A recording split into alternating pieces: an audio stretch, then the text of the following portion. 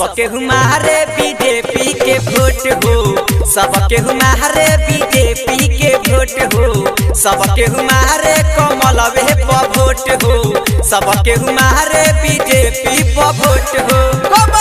जिंदाबाद जिंदाबाद जिंदाबाद, गली गली में शोर है, कमल छापे जोर है। जगदम्बा रिकॉर्डिंग स्टूडियो तितिरा बाजार। बीजेपी जिंदाबाद जिंदाबाद जिंदाबाद।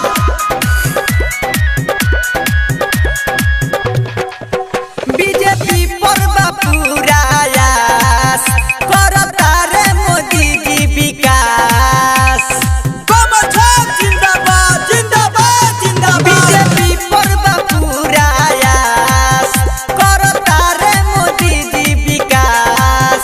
अरे केतनो देवो के हुली नहीं नोट हो, सबके हमारे बीजेपी के वोट हो, सबके हमारे बीजेपी के वोट हो, सबके हमारे कमलवे पर वोट हो, सबके हमारे बीजेपी के वोट हो। कमल छाप जिंदाबाद जिंदाबाद जिंदाबाद। जतरा दिलवा जीतता कमल छाप जीतता, जीतता भाई जीतता, कमल छाप जीतता। जगदम्बा रिकॉर्डिंग स्टूडियो तितिरा बाजार।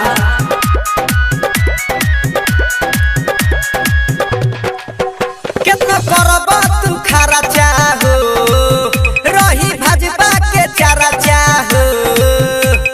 बीजेपी जिंदाबाद जिंदाबाद जिंदाबाद। कितना करब तू खरा चाहो, रही भाजपा के चारा चाहो।